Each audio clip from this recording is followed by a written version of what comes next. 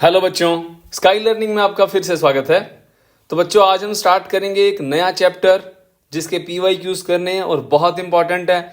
जिस बच्चे ने EMI अब तक बिल्कुल नहीं पढ़ा वो ये क्वेश्चंस कर लें। 10-12 क्वेश्चंस हैं, इंपॉर्टेंट क्वेश्चंस हैं, आपके लगभग ऑलमोस्ट कंसेप्ट कवर हो जाएंगे इसके अंदर।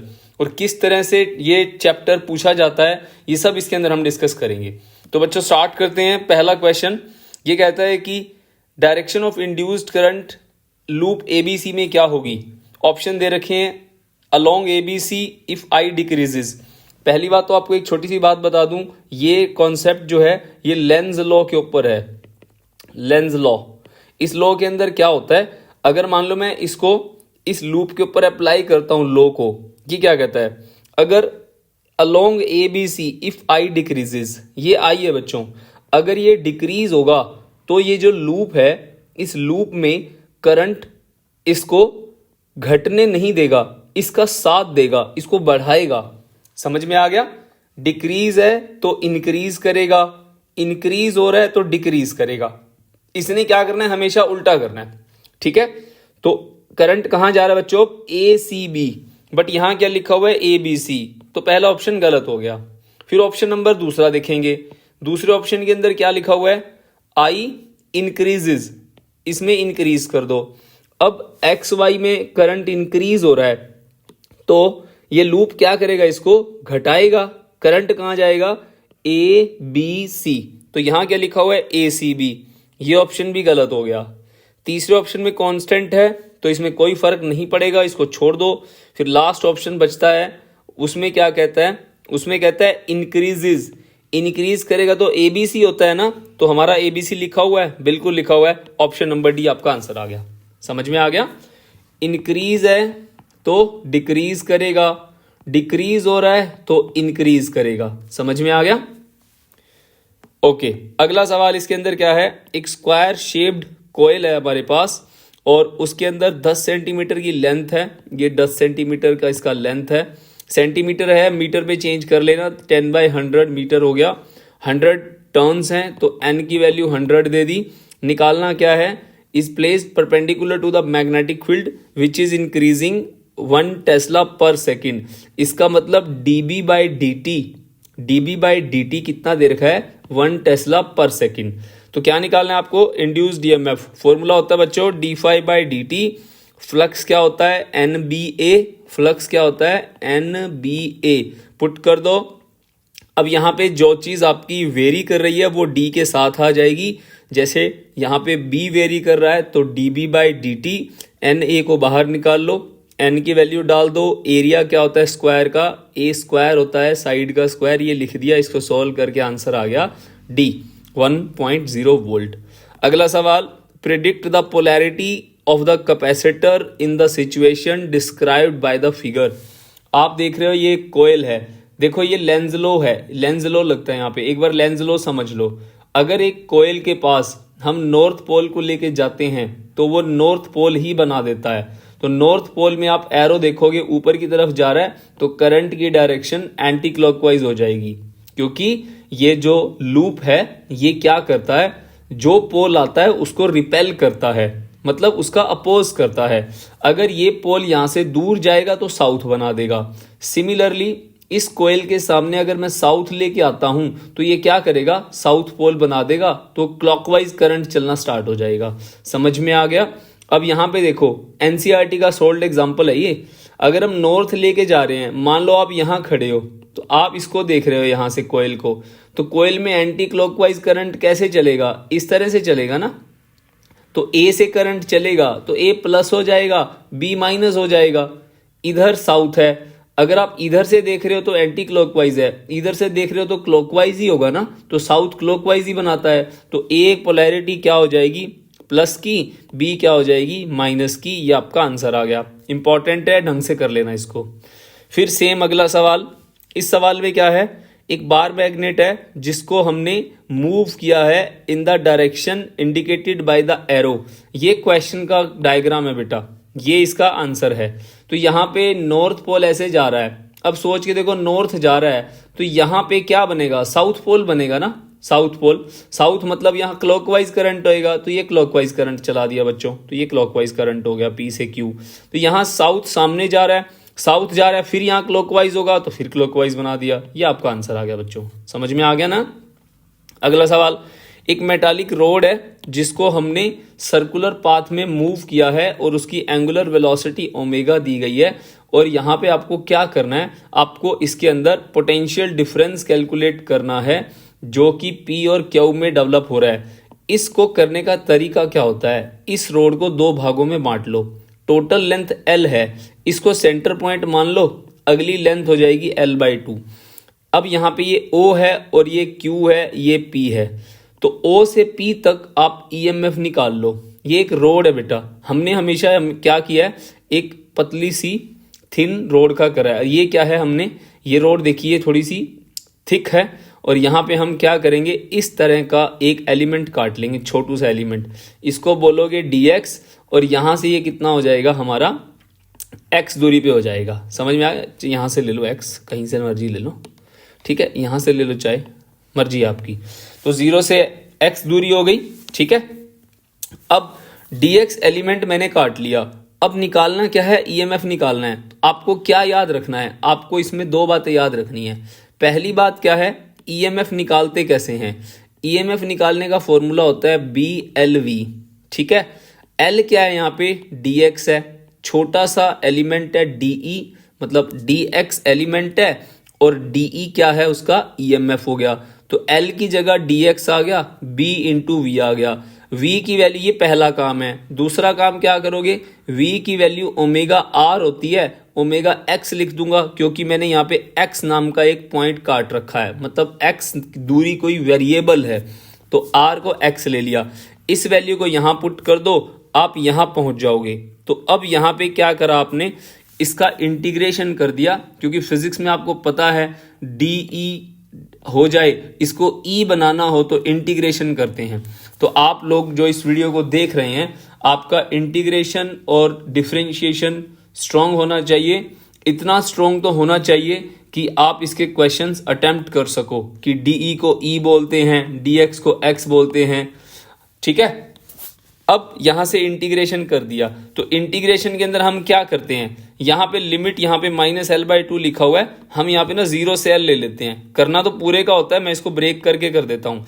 0 से L/2 कर लो, एक बार आधे पोर्शन का कर लो, उसके बाद दूसरे का सेम ही होगा, ठीक है। 0 से L/2 कर दिया, तो 0x L/2, तो ओमेगा B, तो x क्या होता है, x²/2, तो L/2 0 हो गया, तो यहां कितना हो गया, L²/4, ठीक है।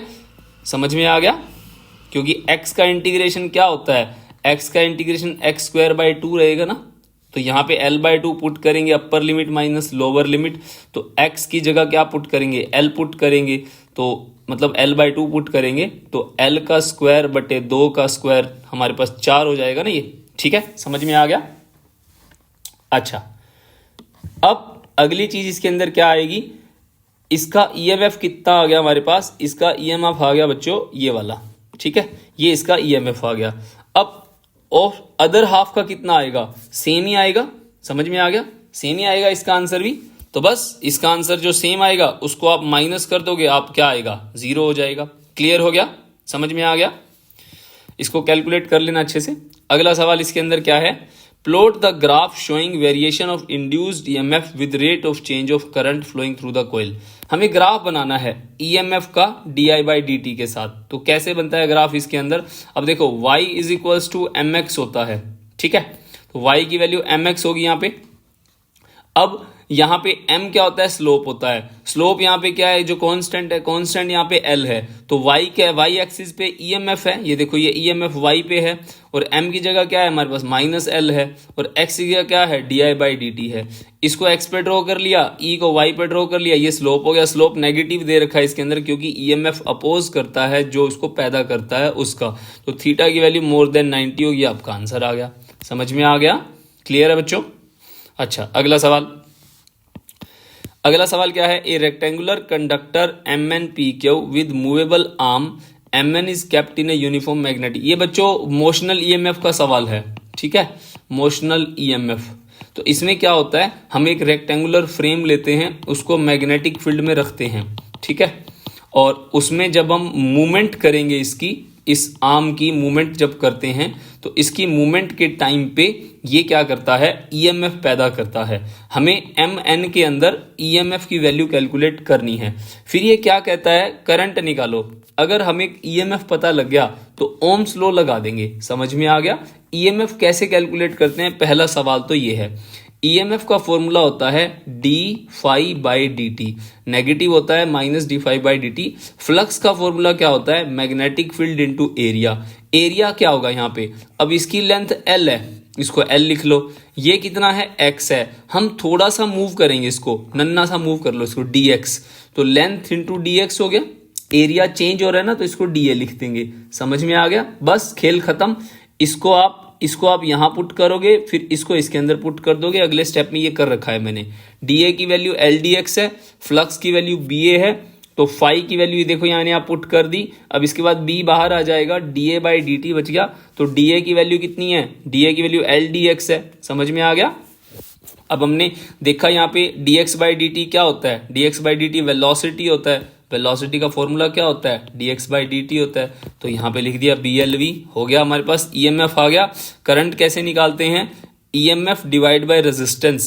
ईएमएफ कितना है, बी एल वी, फिर क्या है रेजिस्टेंस, ये आपका आंसर आ गया। अगर यहां तक पूछ लेता तो इसको बोलते हैं मोशनल ईएमएफ, और यहां तक पूछ लिया इसको बोलते हैं करंट जो इसमें इंड्यूस्ड हो रहा है। समझ में आ गया, बहुत इंपॉर्टेंट है। आगे चलते हैं। पावर क्या होती है, पावर क्या होती है बच्चों, फोर्स मल्टीप्लाई वेलोसिटी। फोर्स क्या लग रहा है हमारा, अब जैसे कोई भी कंडक्टर है, मैग्नेटिक फील्ड में रखते हैं तो उसके अंदर फोर्स कितना होगा। अगर करंट आई बन रहा है, आई की वैल्यू कितनी है तुमने अभी निकाल रखी है, ये ऊपर, इसको यहां पुट कर दो। पहले एक फॉर्मूला सुनो, फोर्स की वैल्यू आई एल बी होती है। अब आई की वैल्यू क्या होती है, बी एल वी बटे आर होती है। ये पुट कर दिया, लेंथ इनटू मैग्नेटिक फील्ड, इसको सॉल्व कर लिया तो ये कितना आ गया हमारे पास, ये आ गया हमारे पास B square L square V बटे आर। अब क्या पुट करना है, इसको फोर्स में पुट करना है, तो इसको यहां पुट कर दो। पहला काम क्या किया, फोर्स निकाला, फिर क्या करा, उसको पुट कर दिया। तो ये आपके पास पुट करने के बाद B square L square V square R आ गया। समटाइम्स एग्जाम के अंदर मैकेनिकल पावर के नाम से टॉपिक पूछ लेते हैं। समझ में आ गया, अच्छे से कर लेना, इसको इंपॉर्टेंट है। 8वां सवाल क्या कहता है, the current in the primary coil changes from 7 से 3, मतलब 7 एम्पियर था फिर 3 हो गया, मतलब फाइनली वो डिक्रीज हो रहा है। तो करना क्या है, म्यूचुअल इंडक्शन दिया हुआ है हमारे को। तो म्यूचुअल इंडक्शन कितना दे रखा है आपको, 0.5 हेनरी। तो करना क्या है, ईएमएफ निकालना है। तो बच्चों फॉर्मूला याद करो, माइनस का M D I by D T, ठीक है। सेल्फ इंडक्टेंस आ जाता तो L D I by D T हो जाता। एम दे रखा है, टी दे रखा है, I1 I2 दे रखा है। तो D I by D T का मतलब क्या होता है, इसका मतलब होता है final current minus initial current. तो 3 में से 7 गया, कितना होता है, माइनस का 4। फॉर्मूले में ऑलरेडी माइनस है तो माइनस माइनस प्लस हो जाएगा। 3 में से 7 को घटाएंगे 4 आ जाएगा, 5 चौके 20, डिवाइड करोगे आंसर आ जाएगा।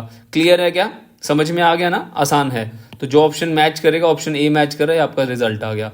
अगला सवाल, सेल्फ इंडक्टेंस इन ए सोलेनॉइड 600 टर्न्स हैं, ठीक है, और 108 मिली हेनरी है। ये एच है बच्चों, कैपिटल। मिली का मतलब क्या होता है, 1 मिली के अंदर 10 की -3 होता है। If the self inductance of a coil having 500 turns with the same length, number of turns दे रखा है 500, ठीक है, सेकेंडरी कॉइल के अंदर। N1 में दे रखी है 600, L1 दे रखा है, L2 निकालना है। तो बच्चों यहाँ पे फॉर्मूला याद होना चाहिए कि सोलेनोइड का L कितना होता है, ये फॉर्मूला है। इसका प्रूफ एग्जाम में आ सकता है। इसका डेरिवेशन का वीडियो मैंने बनाया हुआ है वन शॉट सीरीज के अंदर। आप अगर इसको नहीं समझ में आ रहा है फॉर्मूला कहाँ से आया है, तो आपको एक बार इसका वन शॉट जरूर देखना पड़ेगा, ये देख लेना। अदरवाइज इसको याद कर लो, mu naught N number of turns, ये सोलेनॉइड के अंदर, A area of the coil, L length of the solenoid. बस अगर मैं यहां से देखता हूं तो एल की value directly proportional to N square होती है। तो यहाँ पे L1 हो जाएगा, N1 हो जाएगा बटे L2 हो जाएगा बटे N2 हो जाएगा। तो यहाँ पे N1 N2 की वैल्यू तुम्हारे को दे रखी है, इसको भाग करो, आंसर आ गया। L1 दे रखा है, L1 मल्टीप्लाई हो गया यहाँ पे कितना 108 गुना 10 की -3 है, तो 25 और 100 काट लेना, 25 के 75 मिली हेनरी, आंसर आ गया डी ऑप्शन आपका। ठीक है, तो फॉर्मूला कौन सा लगा बच्चों, L1 बटा L2 N1 बटे N2 का होल स्क्वायर, ये आपका आंसर आ गया। क्लियर है ना। अगला सवाल, जब एक कंडक्टिंग लूप को जिसका रेजिस्टेंस 10 ओम है, एरिया 10 सेंटीमीटर स्क्वायर है, इसको हम निकालते हैं किसी एक्सटर्नल मैग्नेटिक फील्ड से, ठीक है, तो क्या होगा, कॉमन सेंस है, जब हम किसी भी एक लूप को हम किसी भी मैग्नेटिक फील्ड से बाहर खींचेंगे तो उसके अंदर फ्लक्स की वैल्यू चेंज होएगी ना, फ्लक्स चेंज होगा तो क्या होगा, तो उसमें करंट पैदा होगा। तो आपको इस डायग्राम के हिसाब से आपको इसके अंदर ये 3 बातें बतानी है। पहला चार्ज बताना है, फ्लक्स बताना है, फिर मैग्नेटिक फील्ड बताना है। चार्ज कैसे निकालते हैं, अब बच्चों आई की वैल्यू dq बटे dt होता है, तो dq की वैल्यू क्या हो जाएगी, i dt हो जाएगी। इंटीग्रेशन कर दो, q की वैल्यू क्या हो गई, i इंटू dt। इस तरह की शक्ल वाले सवाल में क्या पता लगता है कि जो एरिया होता है वो चार्ज बताएगा, करंट और टाइम ग्राफ का। ठीक है, ये बेसिक इन्फॉर्मेशन पता होनी चाहिए। पूरी 11वीं तुमने पढ़ ली, पूरी 12वीं पढ़ ली, तो इतनी इन्फॉर्मेशन पता होनी चाहिए आपको। नहीं पता तो इसको याद कर लो। आई और टी की मल्टीप्लाई ही आपको चार्ज दे सकती है। ठीक है, तो ये एरिया निकाल लो, कितना एरिया है, ट्राइंगल है ना, पैटीज जैसा दिख रहा है ये आपको, कितना एरिया है, ये एरिया दे रखा है आपको 1/2 बेस इंटू हाइट, ये आपका आंसर आ गया। उसके बाद अगला रिलेशन क्या है, फ्लक्स निकालो। चार्ज आ गया तो फ्लक्स कैसे निकालते हैं, चार्ज को R से मल्टीप्लाई कर दो, ये आपका आंसर आ गया 2 वेबर। समझ में आ गई ना बात, ये रिलेशन है, ये रिलेशन निकालना होता है, आप एक बार इसको याद कर लो। ठीक है, अगला सवाल, फ्लक्स कैसे निकालते हैं, B इंटू ए, तो B कितना है, फ्लक्स बटे एरिया। फ्लक्स निकाल चुके हैं, पुट कर दो, एरिया आपको दे रखा है, ये आपका आंसर आ जाएगा। सब कुछ गिवन है, आप डेटा पढ़ो, यूनिट देखा करो हमेशा। ठीक है, यूनिट देखो, यूनिट से पता लगता है कि सवाल में दे क्या रखा है। अब यूनिट याद भी तो होनी चाहिए ना, मैग्नेटिक फील्ड की टेस्ला होती है, एरिया की मीटर स्क्वायर होती है, टाइम की सेकंड होती है, ये छोटी छोटी बातें आपको याद होनी चाहिए। समझ में आ गया।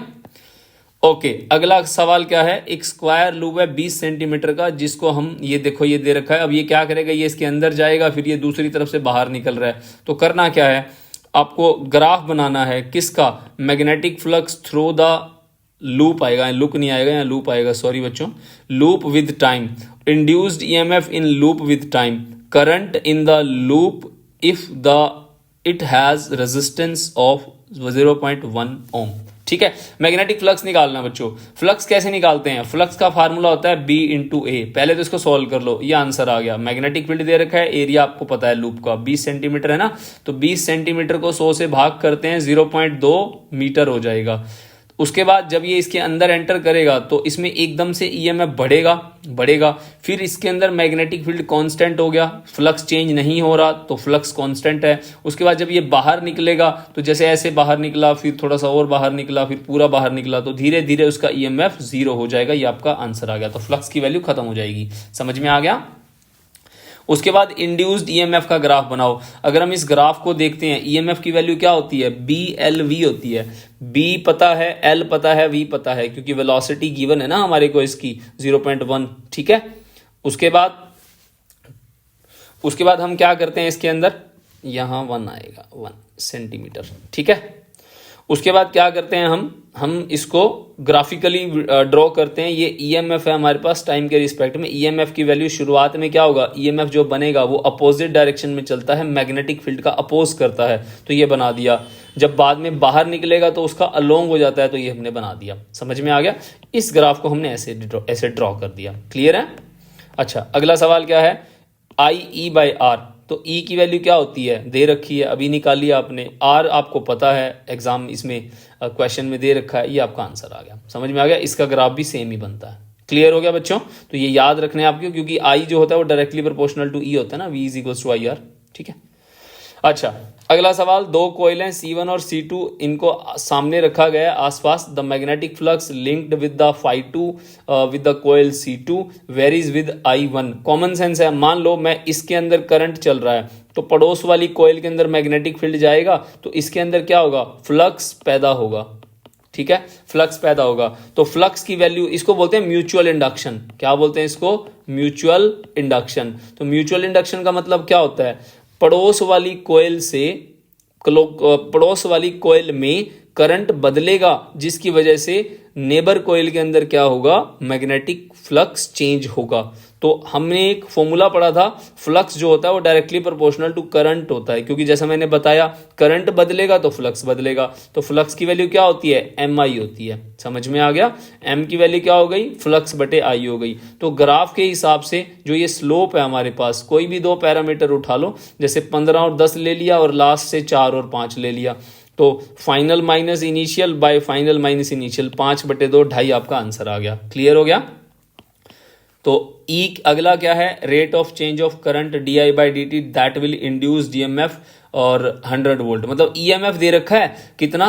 100, मतलब ई दे रखा है 100, di/dt निकालना है, एम तुम निकाल ही चुके हो, तो 100/2.5 आंसर आ गया। क्लियर है ना? आसान है ना? बिल्कुल ओके। ग्राफ दे रखे हो तो बिल्कुल टेंशन मत लो, उसमें स्लोप लोप करके ही निकलेगा, फॉर्मूला पता होना चाहिए बस। अच्छा, अगला ग्राफ क्या है? ईएमएफ का ग्राफ बनाओ di/dt के साथ, तो ये बन गया ग्राफ, डायरेक्टली प्रोपोर्शनल होता है। ठीक है, स्लोप। अगला सवाल, the current flowing in the two coil self inductance L1 16 L2 12, लिख लो L1 16 L2 12, लिख लिया L1 16 L2 12। करना क्या है? Increasing at the same rate if the power supplied to the coil are equal, find the ratio induced voltages, the current in the two coil and the energies. सबसे पहले induced voltage निकालना है। Voltage का formula क्या होता है? d∅dt होता है। तो L d∅dt होता है ना सेल्फ इंडक्टेंस के केस में। तो E1 L1 हो गया, तो लिख दिया E1 L1। Similarly E2 L2, दोनों को भाग कर दो, di/dt से di/dt कट गया, L1/L2, L1 दे रखा है 16, L2 दे रखा है 12। 16 गुना में 10 की -3 करोगे और नीचे 12 गुना 10 की -3 करोगे, 10 की 3 से 10 की 3 कटेगा ना, इसलिए कन्वर्ट करने की जरूरत नहीं है, MH से MH काट देना। तो ये क्या आ गया आपके पास? 4/3, ये आपका आंसर आ गया। आसान है ना? फिर कहता है पावर सेम है। क्वेश्चन को ध्यान से पढ़ा करो। If the power supply to the coil are equal, power same है, P1 is equal to P2, तो E1 I1 E2 I2, तो E1/E2 is equal to I2/I1, तो 4/3 आपका आंसर आ गया। तो 4/3 I2/I1 आया ना, तो I1/I2 क्या हो जाएगा? 3/4 आ जाएगा। उसके बाद एनर्जी स्टोर्ड निकालना है। एनर्जी स्टोर्ड का फॉर्मूला क्या होता है? ½ Li²। तो ½ Li² हो गया। तो U1 कितना हो गया हमारे पास? ½ L1 I1, U2 कितना हो जाएगा?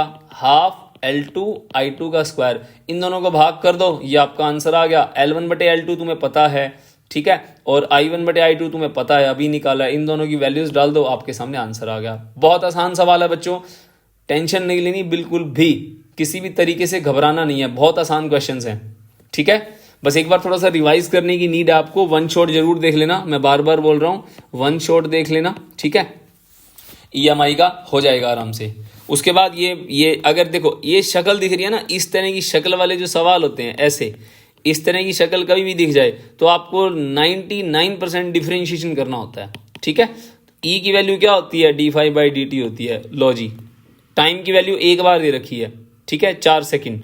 एक बार मैं इसीलिए बोल रहा हूँ, कई बार क्वेश्चन क्या होते हैं एवरेज फ्लक्स के आ जाते हैं, तो उसमें ना जैसे φ2 - φ1/T2 - T1 करके भी होता है, ठीक है, तभी मैंने 99 बोला। तो ज़्यादातर जो सवाल होते हैं ना बच्चों, सिंगल टाइम दे रखा होता है, तो याद रखना उसका क्या करोगे? डिफरेंशिएशन कर दोगे। डिफरेंशिएशन मैंने आपको अभी बोला है, ठीक है, डिफरेंशिएशन आपको आना चाहिए।